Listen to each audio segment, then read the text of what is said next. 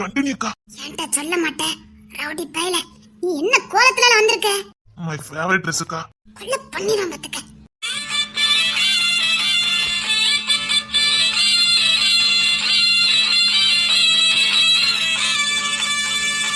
என்ன பேர விட்டுலாம் வந்த வேலையை பாருக்கா. இரு, முடிஞ்சதுக்கு அப்புறம்லாம் உனக்கு இருக்குதே. டேய், இப்பவும் சொல்லுதே, இந்த தாத்தாவுக்கு என்ன நல்லா தெரியும். தாத்தாவா? ஆமா, வெள்ள முடி வந்துட்டுல. எக்கா வந்த வேலையை பாருக்கா. அவனை பத்தி தெரிஞ்சுக்கலாம் அவள ஆர்வம். ப்ளீஸ்க்கா. எக்ஸ்கியூஸ் மீ தாத்தா. யாரது? என்ன வேணும்? கொஞ்சம் எந்திரிச்சு பாருங்களே. ஏ தாயே, என் தாயின யாரோ வந்திருக்கா பாரு, என்னன்னு பாரு. அதுக்கு கூட சார் பதில் சொல்ல மாட்டாரு. யார் வேணும் உங்களுக்கு? வாங்க வாங்க. இந்த தாயை நான் எங்கேயோ பாத்திருக்கேனே. டேய், நான் சொல்லல, என்ன உங்களுக்கு நல்லா தெரியும்னு. அதெல்லாம் தெரியாதுக்கா. நாங்க அரசாங்கத்துல இருந்து கணக்கெடுக்க வந்திருக்கோம். இவனை பார்த்தா கணக்கெடுக்க அந்த மாதிரி தெரியலையே. கரெக்டா சொல்லிட்டாருடா. ஓவர் பண்ணது வந்திருக்கோம், தேவையில்லாம பேசாதீங்க. அவதான் என் வீட்டுக்காரி, அவ எல்லாத்தையும் சொல்லுவா. இப்பதான் வயலுக்கு போயிட்டு செத்த கண்ணை மூடுனேன். வந்துட்டு நாட்டும் கைமா கணக்கெடுக்கணும் கணக்கெடுக்கணும் ஒன்றாட கணக்கெடுக்காத. என்ன அளவு கணக்கு தான் எடுப்பா அவ்வளவா தெரியல. தம்பி, என்னன்னு சொல்லுங்க, நான் சொல்லுதேன். யாரும் ஒண்ணும் இல்ல, கணக்கெடுப்பா. கஷ்டப்பட்டவங்களுக்கு 10 லட்சம் ரூபாய் பேங்க் அக்கவுண்ட்ல போட்டு விடுவாங்க. 10 லட்சம் ரூபாயா? ஆமா, கஷ்டப்பட்டு எடுக்கலாம். 10 லட்சம் ரூபாய் அக்கௌண்ட்ல விழும். சரி, உங்க வீட்டு கணக்கு வழக்கலாம் சொல்லுங்க. 10 லட்சமா? 2 பிள்ளைய கட்டி கொடுத்துருவானே. அந்த விளங்காத பையல நம்பி இருக்குன்னு அவசியம் இல்லையே. உண்மை சொல்லுவாங்களாடா? எப்படி உண்மை வாங்கணும்னு எனக்கு தெரியும்.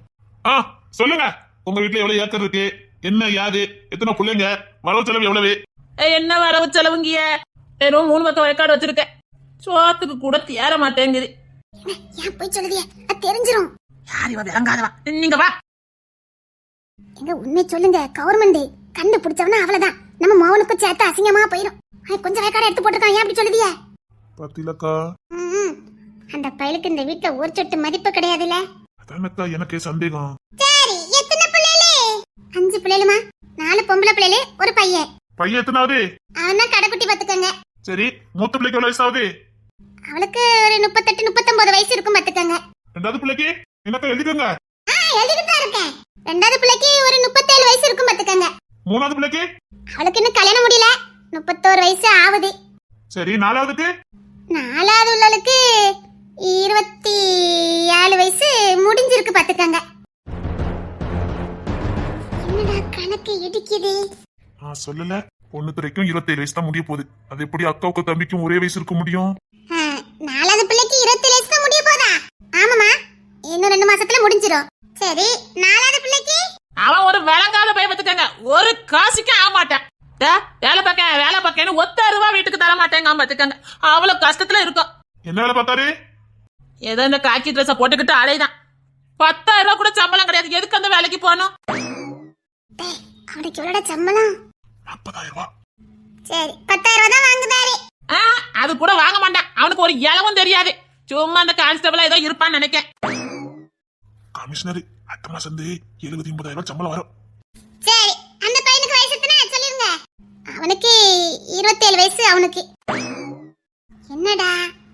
உங்க லாஸ்ட் பிள்ளைக்கு 27 வயசு தானே ஆகுது? ஆமா, 2 பேருக்கும் ரொம்ப வித்தியாசம் கிடையாது. ஆமா, ரொம்ப வித்தியாசம் கிடையாதுன்னா ஒரு 10 மாசம். ஆமாமா, இவர் விளங்காதவா. இவளுக்கு ஒரு கணக்கில் தெரியாது. ஆமா, கரெக்டா 10ஆம் மாசம். அவ வந்து 10ஆம் மாசம் இவன் பிறந்துட்டான். வாய வச்சுக்கிட்டு சும்மா இருக்க மாட்டியா நீ? உண்மை சொல்லணுமா வேண்டாமா? நீ ஒரு இலவும் சொல்ல வேண்டாம். வாய மூடிக்கிட்டு நில்லு. பிறந்த சர்டிபிகேட் ஏதாவது கிடைக்குமா? யார் பிறந்த சர்டிபிகேட்? அதான் லாஸ்ட்ல பிறந்தாரு, அவருக்கு மட்டும் கொடுத்தா போதும். அவனுக்கு அப்படி எதுவும் இல்ல.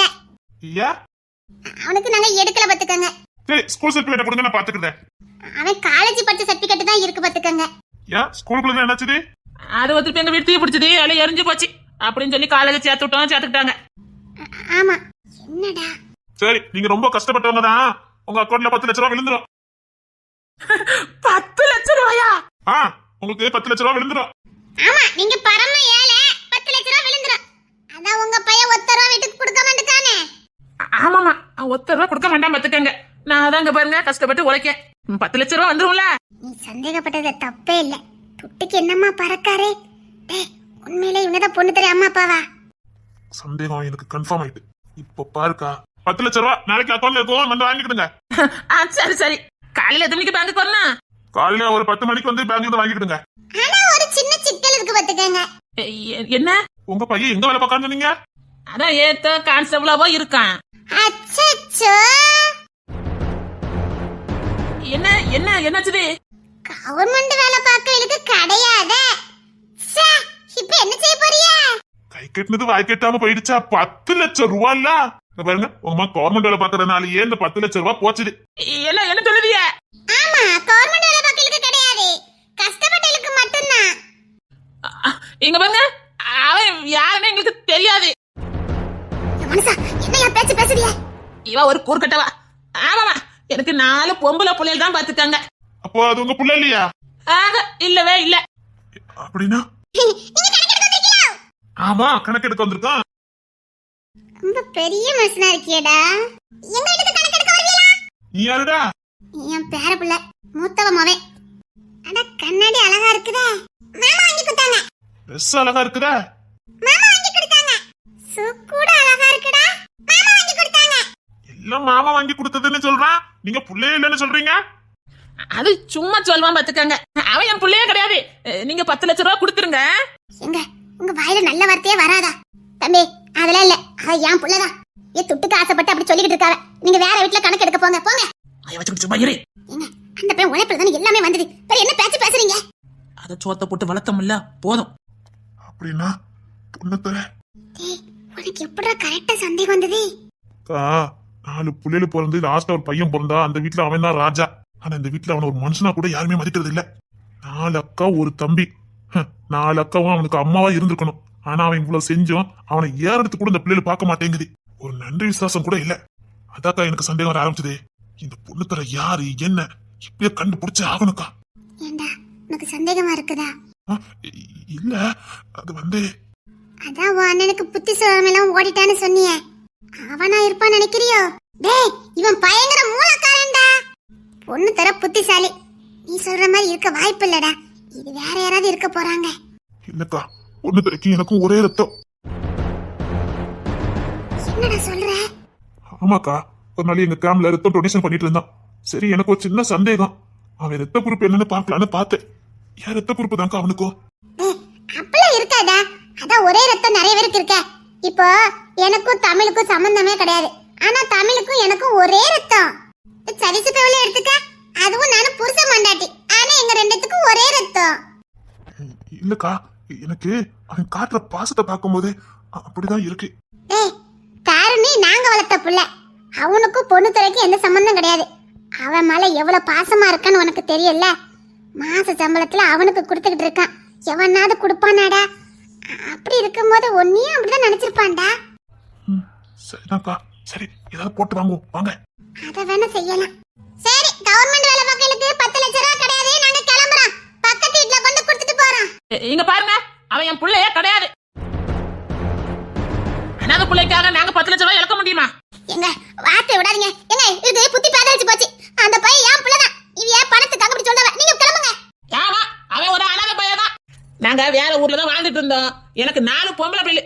போற ஊர்ல ஒரு ஊர்ல எங்களுக்கு யாரும் மதிக்கவே இல்ல.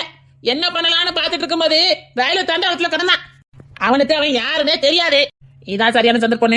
அவனை எங்க பிள்ளை நாங்க சொன்னோம். அவனும் நம்பிக்கிட்டு இன்ன வரைக்கும் இருந்துகிட்டு இருக்கான்.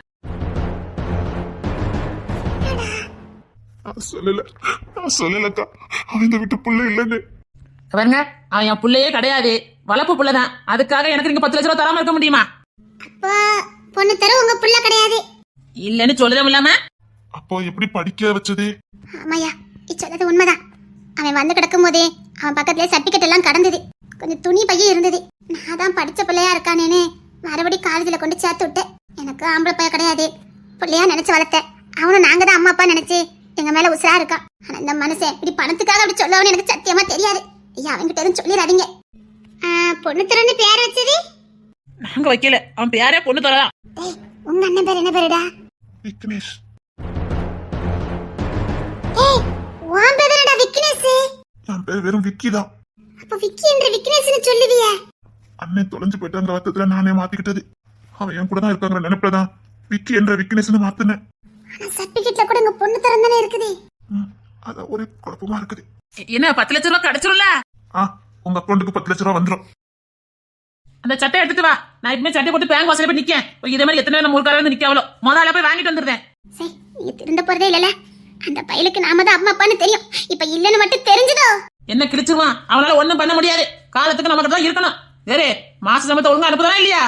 எதுலயும் குறை வச்சதே இல்ல. 20,000 சம்பளம் 20,000 அனுப்பிட்டு தான் இருக்கான். அவனுக்கு 40,000 சம்பளம் சொன்னேன். அவன் எத்தனுக்கெல்லாம் 20,000 ரூபாய் ஆட்டை போட்டுட்டு இருக்கான். இன்னொன்னு கவுன்சில கான்ஸ்டபிள்னு சொல்லி வச்சிருக்கான். சமகால கில்லாடிடாவே. சரி, நான் பேங்க வாசல்ல போய் காத்து கிடக்கேன். சரி போங்க.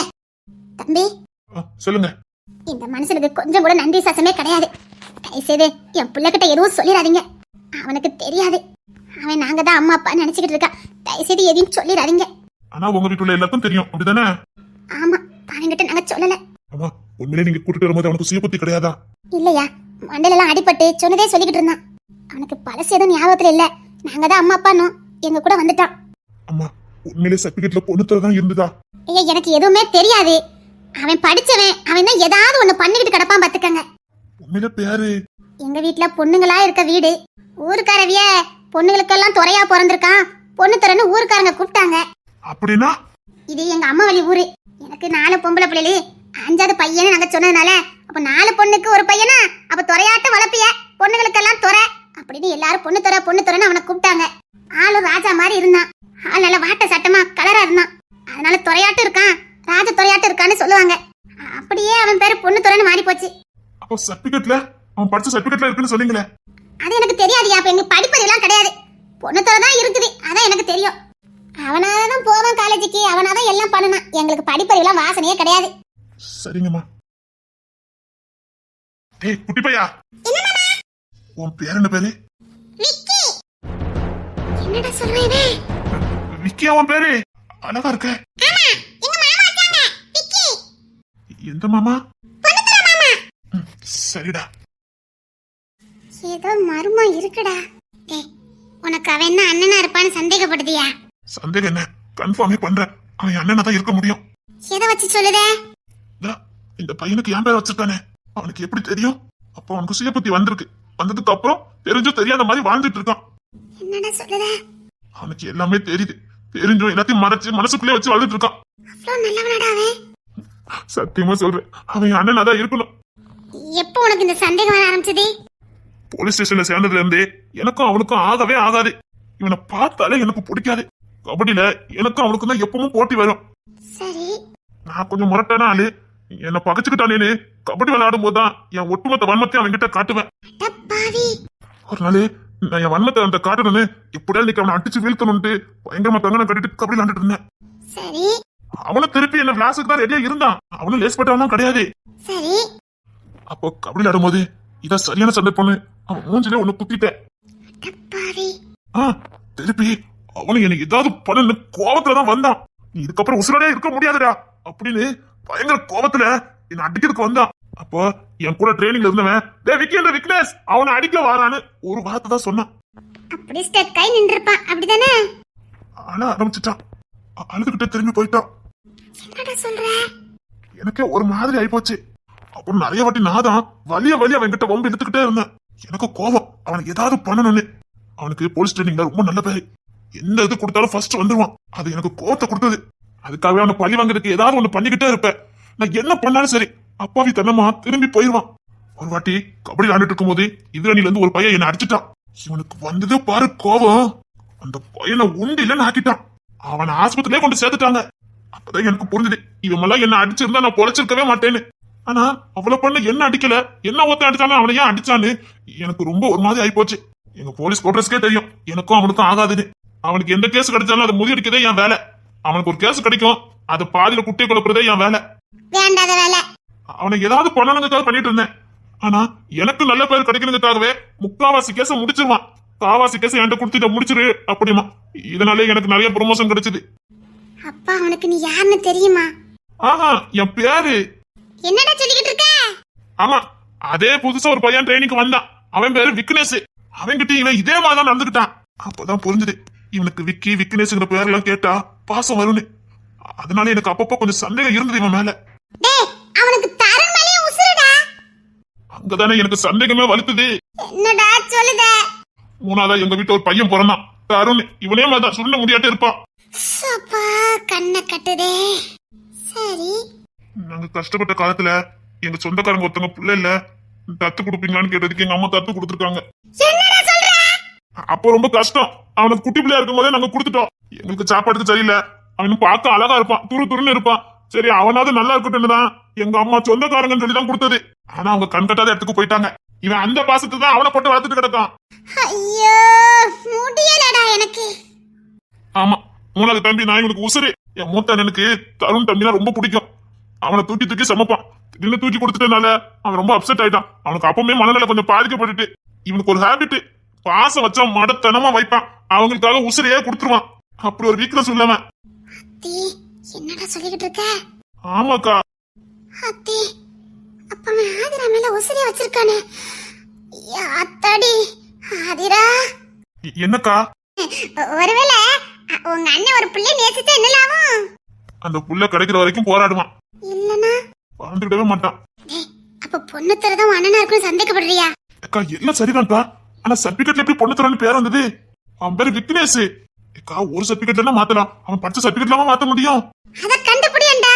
உண்மையிலே அவன் பேரை மாத்திருக்கானா முத இருந்த பேர் என்னன்னு கண்டுபிடிக்க வேண்டியதானே? அதை எப்படி நம்ம கண்டுபிடிக்க முடியும்? அவன் சர்டிபிகேட் எடுத்து எப்ப மாத்தனா வச்சாலும் எப்படி கண்டுபிடிக்க முடியும்? இவனா சொன்னாதானே உண்டு. சரிடா, உங்க தம்பி தத்து கொடுத்தில, அதுக்கப்புறம் நீங்க தேடவே இல்ல? அதுக்கப்புறம் ஒரு தங்கச்சி பிறந்தாலா, அதுலயே நாங்க எல்லாத்தையும் மறந்துட்டோம். சப்பா, சரி இப்ப மாதிரி தேடி இருக்கலாம்ல? ஏக்கா எங்க கொடுத்தாங்க வச்சாங்க எந்த டீட்டெயிலுமே எங்களுக்கு தெரியாது. எப்படி போய் நாங்க தேட முடியும்? அப்ப பொண்ணு தர குத்து மதிப்பாதான் தருணை போட்டு வளர்த்துட்டு அடக்கான்னு சொல்லுத. பேருக்காக போட்டு வளர்க்காங்கக்கா. தருண்ல உங்க தம்பி பேரும் தருண் தானா? ஆமா தருண் தான். மூத்தம் பேரு விக்னேஷ், என் பேரு விக்கி, மூணாவது பேரு தருண். ஆனா காலம் எப்படி ஒண்ணு சேர்த்திருக்கு பாத்தியா? அக்கா உண்மையிலே பொண்ணு தலை அண்ணனா இருப்பானோ? சரிடா, அந்த சர்டிபிகேட் எடுத்து தேடு. அக்கா அக்கா ஹெல்ப் பண்ணுதேன்டா. என்ன பண்ணனு மட்டும் சொல்லு, நான் செய்றேன். அது போதும்க்கா. அவன் 1ஆம் கிளாஸ்ல இருந்து படிச்ச சர்டிபிகேட் எல்லாம் நம்ம பார்க்கணும். பார்த்தோன்னு வச்சுக்கக்கா, உண்மையிலே பேரை மாத்திருந்தானா கண்டுபிடிச்சிடலாம். இவன் பொண்ணு தலையா இல்ல விக்னேஷான்னு. நான் தருண் உங்க தம்பியா இருக்க வாய்ப்பு இல்ல. ஆமாக்கா, அவனை பெரிய கோடீஸ்வர வீட்டு தான் நாங்க தத்து கொடுத்தோம். அவன் இப்ப வெளிநாட்டுல இருக்கானோ எங்க இருக்கானோ யாரு தெரியும்? சரி, கஜேந்திரன் அண்ணன் உனக்கு எப்படி தெரியும்? கஜேந்திரன் அண்ணனோட தங்கச்சி பையன் தான் தருண், தெரியுமில்ல? தெரியும்க்கா. அதான் எல்லாமே ஒரே குழப்பமாவே தான் இருந்துட்டு இருக்கு எனக்கு. டேய் எனக்கு தலையே சுத்துதுடா. ஒண்ணு இல்லக்கா, பொண்ணுத்தோட பெத்து சர்டிபிகேட், அப்புறம் அவன் படிச்ச சர்டிபிகேட், இத பார்த்தாலே கண்டுபிடிச்சிடலாம்க்கா. டேய் நீ எத்தனை வாட்டி அவன டூட்ல வேலை பார்க்க, அத கூட வர பார்க்காம இருக்க? அக்கா மாத்தினதுல மட்டும் தான் இருக்கும், வேற புள்ள அவன் மாத்தின பேர் தான் இருக்கும். ஓ, அப்ப அவன் பெத்த சர்டிபிகேட்டும் முத படிச்ச ஸ்கூல் சர்டிபிகேட்டும் வேணும், அவ்வளவுதானே? ஆமாக்கா. டோன்ட் வரி, நான் பாத்துக்கிடுதே. அக்கா